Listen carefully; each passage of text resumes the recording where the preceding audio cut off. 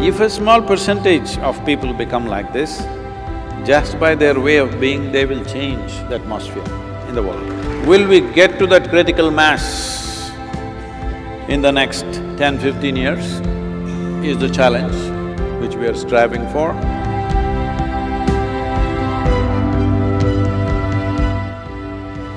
Namaskaram Sadhguru. I am living in the ashram for around 2 months.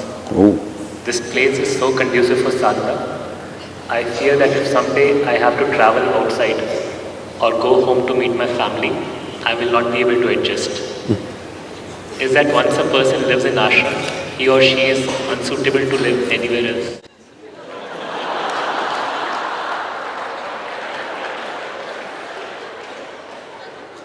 Why don't you see it this way? By living in your home, a place that you call as home, you become unfit to live in ashram. But I managed for 2 months. So, it's like this. You see coconut trees, you don't see many here, but if you see the next piece of land, our coconut trees are doing well, yielding well, better than… Actually, our farmers producers organization here, which is largely coconut and arecanut farmers, has become among the top 5 farmers producers organizations in the country. So that means they're yielding very well, the coconuts and the arecanut. It's yielding so well. So let's do one thing, take the same coconut trees and keep them up on the mountain top. It's really nice. It'll be nice to have coconut trees up there. When we climb up and we are very thirsty, having a tender coconut out there will be fantastic. But if you put the coconut trees up there, they will all shrivel up and die. Because different types of life needs different types of ambience, different kinds of soil, different kinds of climate. For a human being to flourish as a human being, if you want to flourish as an engineer, maybe, I wouldn't say that, but maybe, because we are not building as much as we should, so maybe this is not the most conducive place. If you want to thrive as a doctor, maybe this is not a conducive place, not enough sick people. If you want to be a lawyer, if you want to thrive as a lawyer, not a good place, because not enough disputes, so you can't thrive as a lawyer. But if you're seeing how this being should thrive, it needs a certain atmosphere.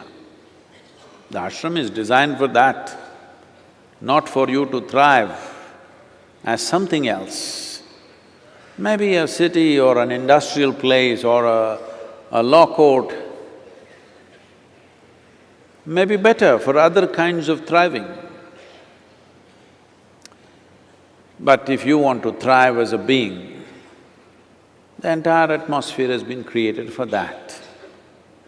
But if you want to thrive as an ego, very bad place to live, very bad place, not good. You will shrivel up quicker than a coconut tree on the mountain. So, different spaces are created for different reasons. First you must decide what is the purpose and direction of your life. After that, where to be will come naturally. Where to be, you want to be an industrial engineer, but you go and sit on the beach, no good. There's nothing to do there. Beach is for people who are holidaying, vacationing, just sitting there, enjoying the ocean and the sand and whatever. That's not a place to go and build an industry. So for that you have to be in one kind of place. But you want to thrive as a being, you're not interested in thrive as a profession, but you want to thrive as a being, then this is the place. That's why this place is created. I wish there were thousands of places like this across the country and in the world, but unfortunately it's not so. Because in the last few centuries, this entire system has been dislocated in many different ways. If you do not know this, if I mention the name Krishna, people will think of butter, flute and girls. But Krishna created over 1,000 spiritual ashrams in his lifetime in the northern plains. Well, nobody talks about it because according to their interests they speak. All that infrastructure has been razed to ground because of serial invasions that this land saw continuously by very wanton and cruel people who destroy everything that's not like them. If you're not like them, you're dead. That's their policy. It has taken a big beating, but it's time to build it back. As I said, by 2025, we will have infrastructure here for 10,000 people to do sadhana for 7 months in a year. The idea is to build enough infrastructure so that there is substantial, spiritually strong, not belonging to this group or that group, but internally stable and settled kind of population. We don't need to do this to all the 7.3 billion people. If a small percentage of people become like this, they don't have to teach anything. Just by their way of being, they will change the atmosphere in the world.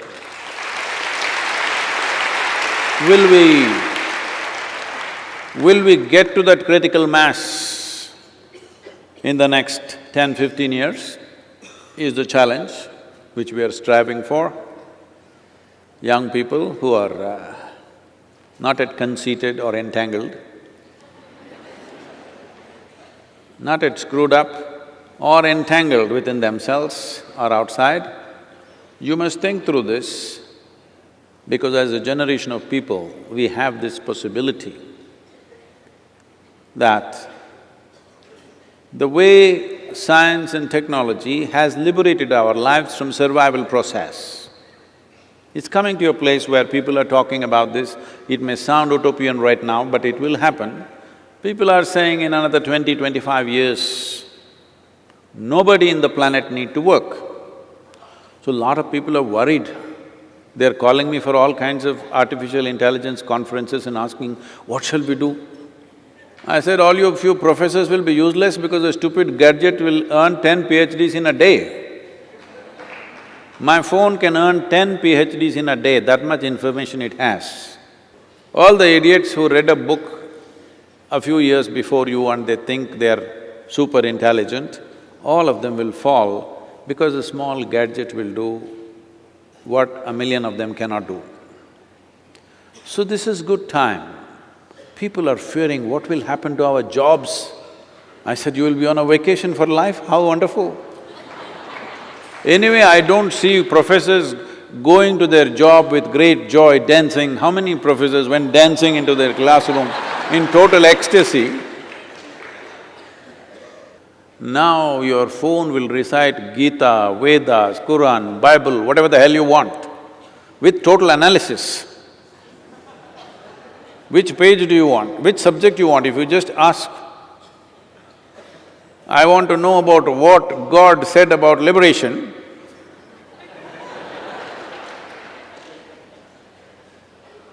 all out. Everything that you know by memory will be meaningless because gadgets will carry a zillion times more memory than you can carry. This is when a human being becomes significant. This is why we want to create infrastructure to produce human beings, not accumulated memory. This is what dissolving or demolishing your karma means. Instead of being an accumulated memory, you're becoming a being. So this atmosphere is created for that. If you think you have completed your mission, you should not have any problems anywhere. If you are work in progress, then you should not be living. You must finish the job, because a half-baked thing could be trouble, you know. So, it's important that they're all afraid that they will lose their jobs. I'm looking at how will I handle? Because once they don't have their jobs, all of them, initially they will freak and fret and drink, but then they will all come. We need to have both physical infrastructure and human infrastructure, because being human will become the most important thing once all these damn things are done by the machines.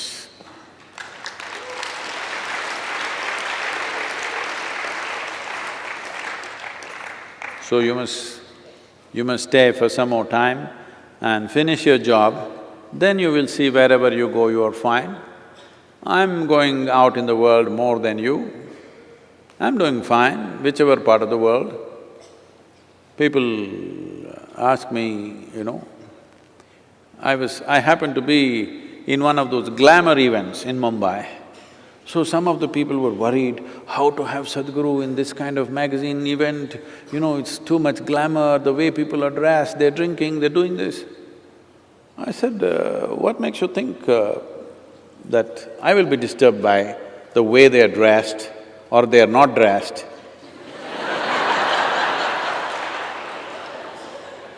Or what they are drinking or eating, what makes you think it'll disturb me in any way? My spirituality is not that fragile, that somebody is eating something, somebody is drinking something, somebody is dressed or not dressed. This is not even a matter for me, it's not even a thing for me. It is… because if your spiritual process is so fragile, then if you look at somebody, it'll collapse. Then you need to work upon yourself. Carrying something so fragile all the time is going to be stressful. If you're carrying something that is that fragile, suppose your feet are made like jelly. Wherever you step, it'll go like that, then it's difficult to walk. Then you're unfit to walk around in this world. So being unfit to walk around in this world, don't think it's spirituality. Spiritual means, if you take me to hell, I'm still like this only.